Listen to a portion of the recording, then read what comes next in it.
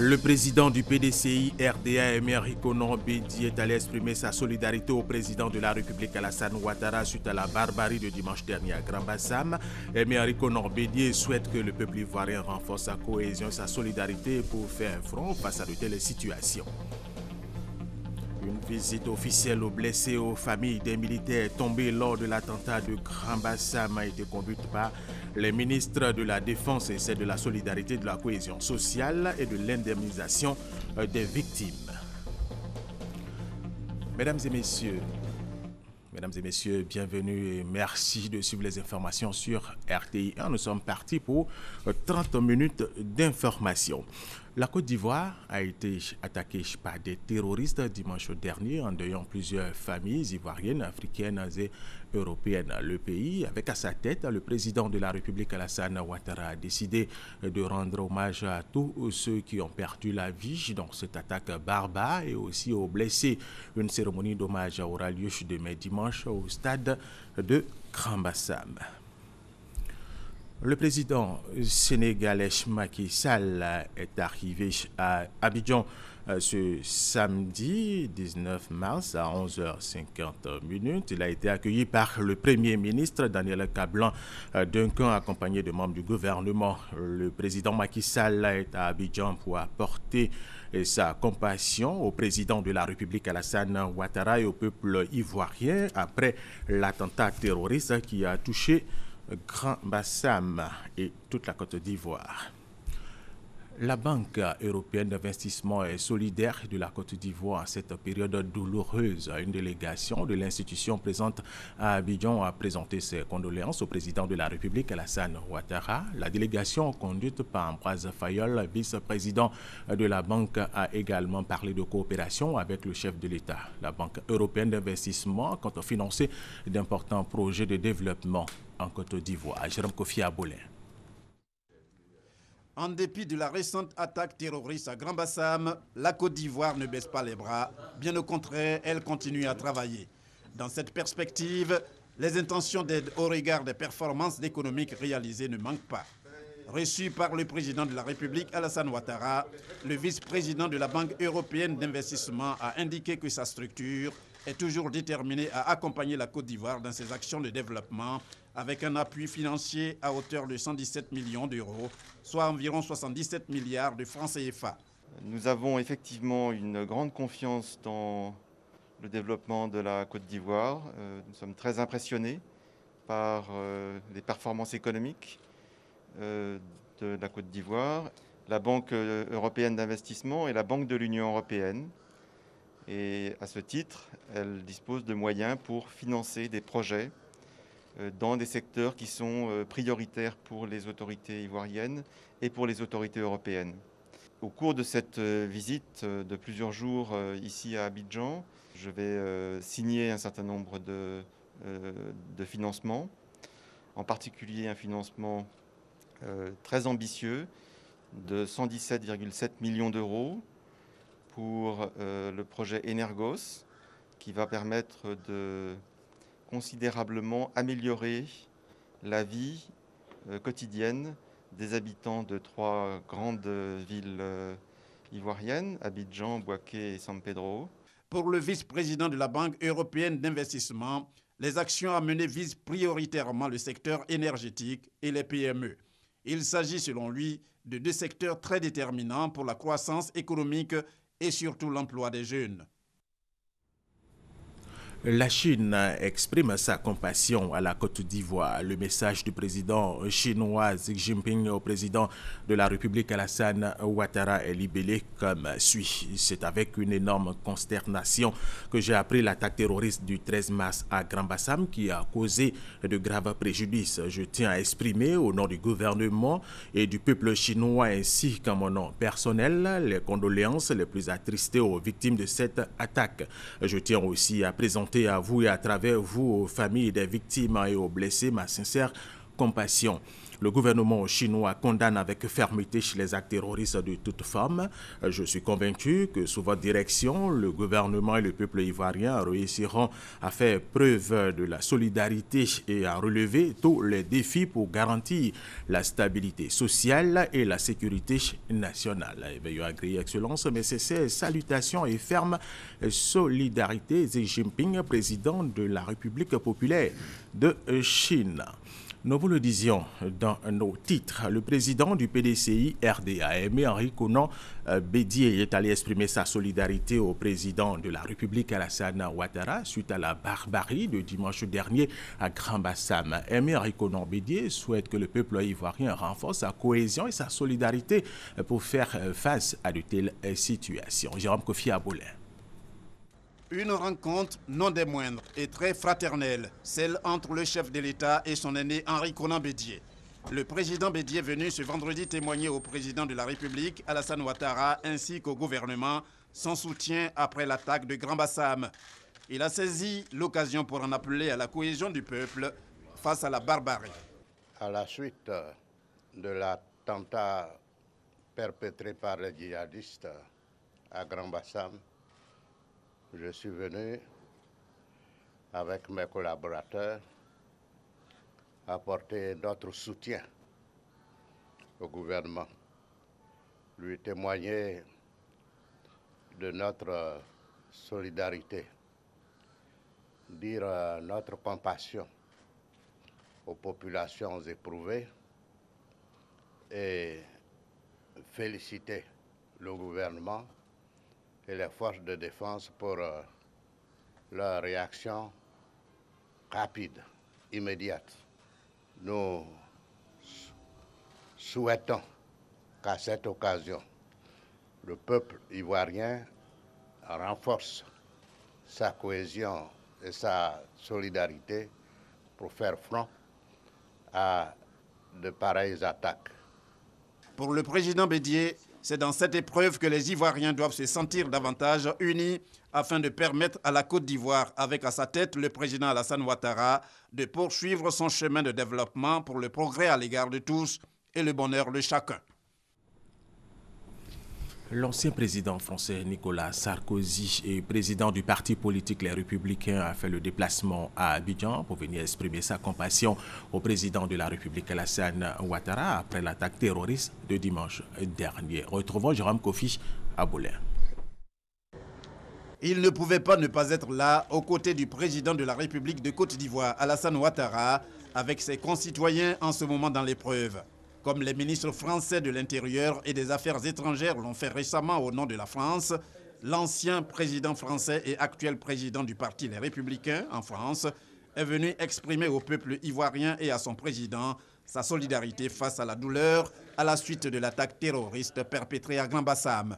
Un geste que le président de la République, Alassane Ouattara, apprécie à sa juste valeur après avoir reçu l'ex-chef de l'État français. Nous sommes très honorés de la visite du président Nicolas Sarkozy, le président du parti Les Républicains de France, ancien président de la République française. Cette visite était programmée de longue date et après les attentats, j'ai interrogé le président Sarkozy de savoir si sa visite serait maintenue. Il m'a dit, mais bien évidemment, il faut que je vienne pour vous soutenir et pour montrer ma compassion et mon attachement aux Ivoiriens et à la Côte d'Ivoire. Donc je voudrais, au nom du gouvernement, au nom de mes concitoyens, Monsieur le Président, vous remercier d'avoir maintenu votre visite et de nous faire l'honneur d'être avec nous aujourd'hui. Bon, Monsieur le Président Ouattara, la délégation que j'ai l'honneur de conduire est très heureuse d'être en Côte d'Ivoire. Cette Côte d'Ivoire qui a tellement souffert pendant 10 ans, qui a été au bord de la guerre civile et qui, depuis maintenant bientôt 5 ans, connaît sa renaissance grâce à l'action du président Ouattara et de son gouvernement. La France et la Côte d'Ivoire, c'est une très longue histoire, une histoire d'amitié et de partage. La Côte d'Ivoire est redevenue un exemple, parce que la Côte d'Ivoire a à sa tête un grand homme d'État qui vit la réconciliation, qui veut la réconciliation et qui organise la réconciliation. Ce qui est arrivé à la Côte d'Ivoire est déjà arrivé à tant de pays. Nul n'est aujourd'hui à l'abri de la barbarie. Et en venant ici, nous avons voulu dire à tous ceux qui ont envie de venir en Côte d'Ivoire, venez en Côte d'Ivoire.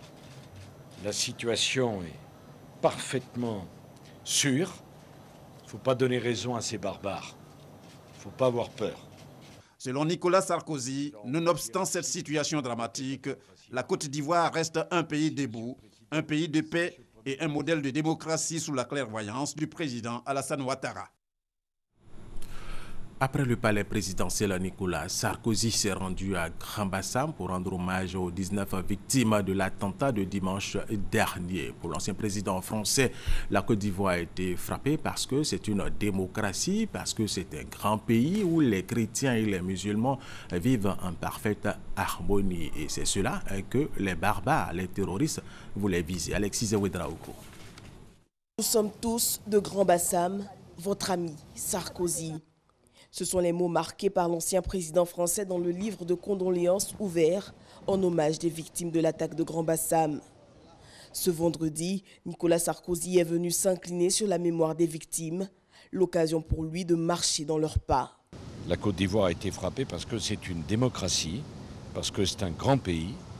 C'est un pays où les chrétiens et les musulmans vivent en harmonie. Et c'est cela que ces barbares voulaient viser. J'ai voulu, avec la délégation qui m'entoure, dire aux autorités de la Côte d'Ivoire, à son ministre d'État, ministre de l'Intérieur, au secrétaire général de la présidence et bien sûr au président Ouattara, notre solidarité et notre émotion. Nicolas Sarkozy a pour finir appelé à l'unité en vue d'une lutte efficace contre ce fléau désormais mondial. Autre activité de Nicolas Sarkozy, c'est la conférence qu'il a animée à l'université Félix Houphouët-Boigny de Cocody. Il a abordé plusieurs sujets avec les étudiants, les relations entre l'Europe et l'Afrique, le développement du continent, le terrorisme, l'agriculture et l'importance de la jeunesse dans la construction de l'Afrique. Hamza Diaby. Nicolas Sarkozy était attendu ici. Le président des Républicains a honoré le rendez-vous pour le plus grand bonheur des étudiants et des dirigeants de l'université Félix Houphouët-Boigny. Votre connaissance des défis actuels auxquels le monde se trouve confronté en général et votre expérience particulière des questions africaines en matière de développement et d'éducation incitent à penser, à juste titre, qu'à l'issue de cette rencontre, notre jeunesse estudiantine déjà responsable capitalisera vos conseils. Lors de cette conférence, aucun sujet n'était tabou. Tout ou presque a été abordé par l'ancien président français, notamment les relations Afrique-Europe, Afrique-France, l'agriculture africaine, l'industrialisation de l'Afrique, l'immigration illégale, l'éveil de la jeunesse, le terrorisme. Nous avons le même ennemi, le terrorisme djihadiste. Il a déclaré la guerre à la culture dans son ensemble, à la civilisation dans son ensemble. Ils ont déclaré la guerre à tous ceux qui, comme nous, voulons porter et défendre les valeurs humaines. Le conférencier du jour a ensuite dénombré 3 défis que la Côte d'Ivoire a à relever. La jeunesse y occupe une place de choix. Une fois que vous aurez réconcilié le pays, une fois que vous aurez établi sa sécurité, il faut trouver des emplois. Et ce défi, nous devons le relever avec vous.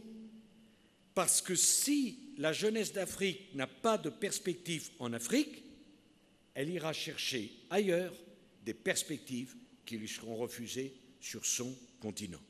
Pour les étudiants ivoiriens, c'est une réelle satisfaction d'avoir pu suivre cette conférence. C'est un appel à l'engagement de la jeunesse africaine. Aujourd'hui, nous devons développer le secteur agricole et industriel, l'éducation, la santé. Et cela passe déjà par le travail sur la conscience africaine, sur la conscience de la jeunesse africaine pour un meilleur avenir sur ce continent. Pour Nicolas Sarkozy, au lieu d'en être complexé, l'on doit considérer l'histoire coloniale entre la France et l'Afrique comme une richesse. Selon lui, ce qui compte désormais, c'est l'avenir, la proximité, l'envie de vivre mieux et de porter haut les valeurs que nous partageons. L'ex-président français est venu à Abidjan à la tête d'une forte délégation de son parti politique, les Républicains. Lui et ses collaborateurs ont eu des échanges avec des responsables du RHDP à la maison du PDCI RDA, ici même à Cocody. Les discussions ont permis de renforcer les liens entre les deux partis et surtout de jeter les bases d'une coopération beaucoup plus forte. Michel Digré. C'est une rencontre qui aura permis de consolider les relations entre le RHDP et le parti français Les Républicains. Un parti issu du changement de nom et de statut de l'UMP, l'Union pour un mouvement populaire tel que voulu par son président Nicolas Sarkozy. Une expérience partagée avec les responsables du RHDP dans leur marche vers le parti unifié. Nous voulions échanger, nos deux présidents, à la fois le président Sarkozy et le président Ouattara sont deux présidents qui se connaissent bien. L'amitié entre la Côte d'Ivoire et la France est très forte et depuis longtemps, même au moment les plus difficiles de l'histoire politique de votre pays. Et un échange entre nos partis était nécessaire. Nous avons un bloc de conviction qui est le même. Nous croyons en la liberté d'entreprendre, nous croyons en la paix, nous croyons au rassemblement. Et les Républicains sont issus justement d'un rassemblement d'un certain nombre de formations politiques pour mieux affronter la vie politique aujourd'hui qui est difficile. Nous échangions sur nos expériences réceptives et je remercie le président et l'ensemble des cadres dirigeants du RHDP des échanges extrêmement fructueux, denses et riches et que nous allons prolonger comme nous y sommes engagés. Le Parti républicain est le fruit d'une longue histoire de coalition, donc de partis unifiés. Nous sommes en train d'entamer cette expérience. Naturellement, nous avons partagé avec eux leur expérience et ils nous ont promis de nous accompagner sur cette voie-là. Après cette rencontre avec le RHDP, les responsables du parti français Les Républicains devraient avoir une réunion avec leurs militants vivant en Côte d'Ivoire. L'ex-président français Nicolas Sarkozy a quitté Abidjan hier nuit. Il a été accompagné à l'aéroport Félix Houphouët-Boigny par le ministre d'État secrétaire général de la présidence, Amadou Gan Coulibaly. Rappelons que Nicolas Sarkozy est venu témoigner sa compassion à la Côte d'Ivoire suite à l'attaque terroriste survenue dimanche dernier à Grand-Bassam. Parlons maintenant de l'épouse du président du PDCI RDA, Henriette Konan-Bédié, qui était à Grand-Bassam. Elle est allée exprimer sa compassion et son soutien à la population. Alexis Ouedraogo. Elle a voulu rendre hommage aux victimes de Bassam, saluer leur mémoire. Henriette Bédié est étreinte par la douleur. Je suis là pour apporter ma compassion à tout le peuple de Côte d'Ivoire. Mon cœur saigne de voir que mon pays est si dérangé. L'épouse du président Bédié partage cette peine du peuple de Bassam. À l'hôpital général, elle rencontre Élisée, ce petit garçon de 9 ans, blessé par balle et qui a vu son père mourir sous ses yeux alors qu'il le protégeait. Elle le prend dans ses bras pour lui donner de l'amour. Plus tard, la cour royale d'Enzima lui ouvre ses portes. C'est le temps du deuil. Elle le partage.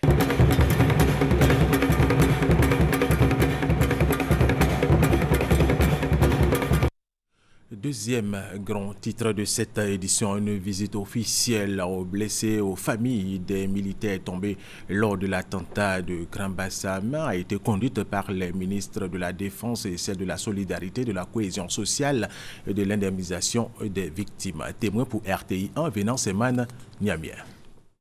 C'est au poste de commandement des forces spéciales que la délégation ministérielle conduite par le ministre auprès du président de la République chargé de la Défense a débuté sa visite aux soldats blessés et aux familles des soldats tués lors de l'attaque terroriste de Grand-Bassam.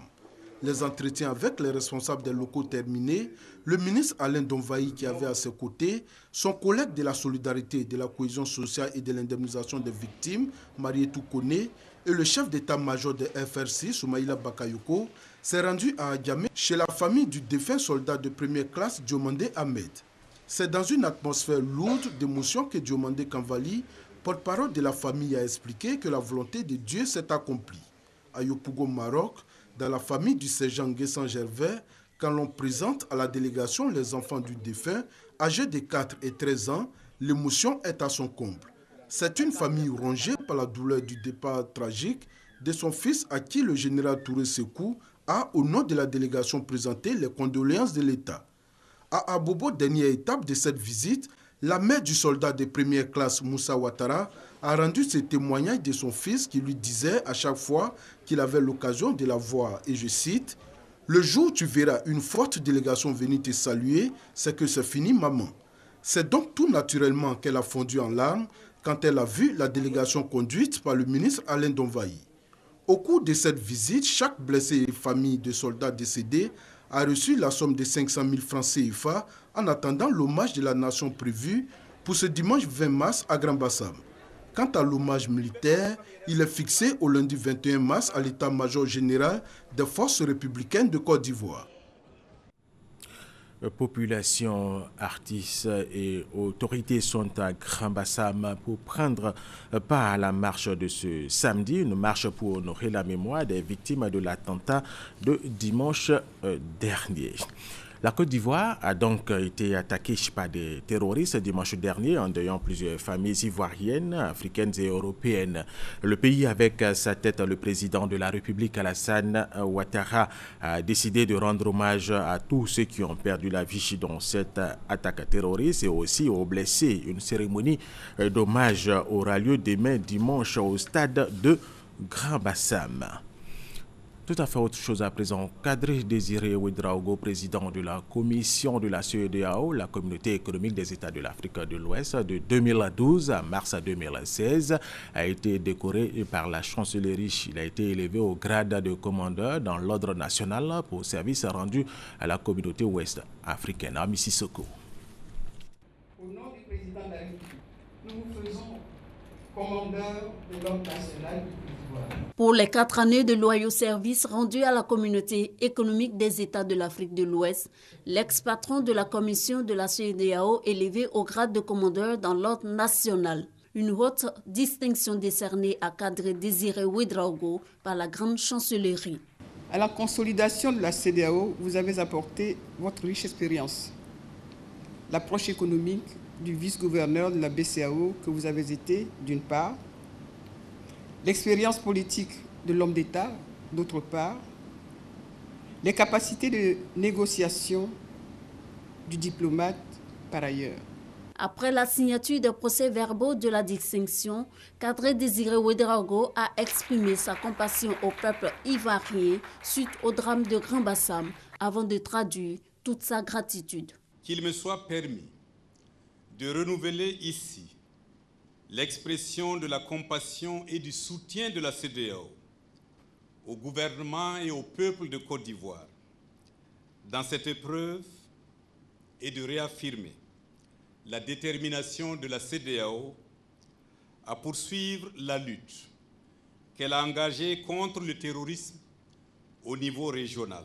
Cette distinction que vous venez de me remettre est un grand honneur pour moi, pour ma famille, pour mon pays et pour toutes les institutions de la CEDEAO. Selon l'ambassadeur Jonathan Cocker, représentant spécial de la CEDEAO, Kadri Désiré Ouedraogo a à son actif, entre autres, l'adoption du tarif extérieur commun qui fait de la CEDEAO une union douanière, la finalisation des négociations des accords de partenariat économique APE avec l'Union européenne et les réformes institutionnelles au sein de la structure et de la gestion de la CEDEAO. Parlons de cette tournée dans les régions militaires du commissaire du gouvernement, le lieutenant-colonel Anjokessi Kwame, pour sensibiliser les hommes en armes sur leurs droits et devoirs. Le commissaire du gouvernement a entretenu les militaires sur les poursuites pénales et leurs conséquences sur leur carrière. Léon Kwame, RTI Boaké. Déchéance ou radiation, rétrogradation, perte de la solde, des effets de la condamnation du militaire sur la carrière de ce dernier, expliqué par le commissaire du gouvernement. Les limites des prérogatives du militaire en service à l'occasion d'une mission ou au cours d'une mission sont également abordées. Une façon pour le tribunal militaire d'instruire les hommes en armes sur leurs droits et devoirs pour éviter les poursuites judiciaires. Le tribunal militaire a deux missions essentielles. La répression, c'est-à-dire punir ceux qui violent les lois. La loi pénale. Et la deuxième mission, c'est de sensibiliser, former et informer. Beaucoup ne savent pas, en agissant d'une façon ou d'une autre, cela peut se répercuter sur leur carrière, sur leur emploi. Il faut faire en sorte que le militaire ait le moral haut.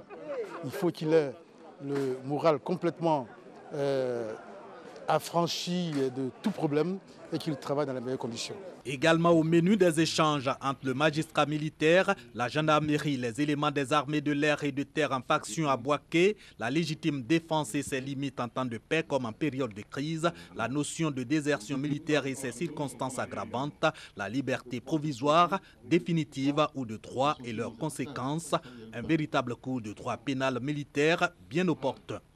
L'indisponibilité d'un militaire joue sur le caractère opérationnel de l'unité et c'est très important pour nous que nous soyons tous unis parce que comme vous voyez sur l'emblème des militaires, c'est ensemble que nous agissons.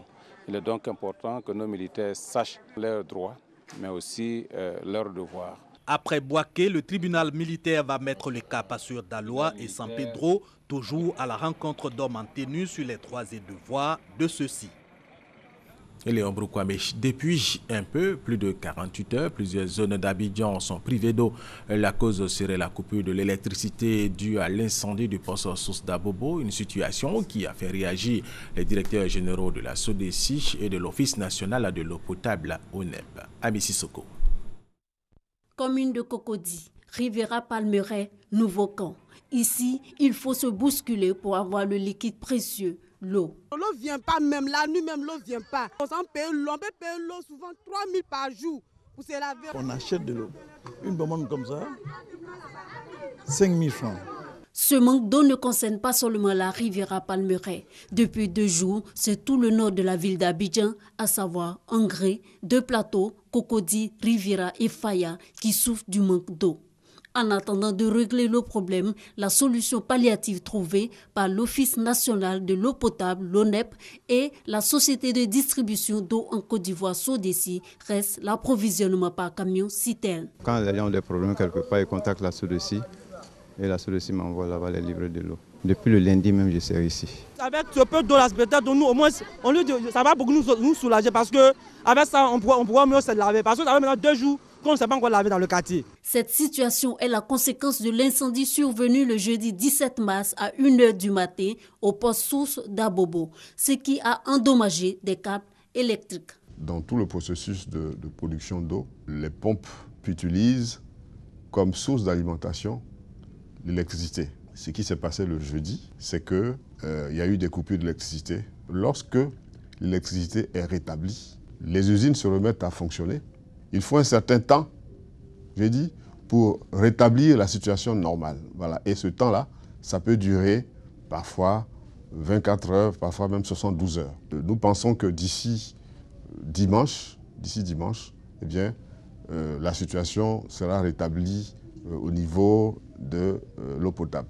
Après la visite des usines de traitement d'eau d'Atoban, le directeur général de l'ONEP rassure. Un programme donc, de concert avec le ministre en charge de l'énergie est en train de se mettre en place. Les 2 ministres se sont parlé et donc le problème de la sécurisation donc, de nos sites de production en matière d'électricité est en train d'être mis en place. Les grosses unités de production d'eau potable aujourd'hui sont sécurisées et les autres productions sont en train d'être sécurisées pour que la production puisse reprendre d'ici 48 heures. Selon le directeur général de l'ONEP, d'ici fin 2016, fini les problèmes d'eau dans le district d'Abidjan.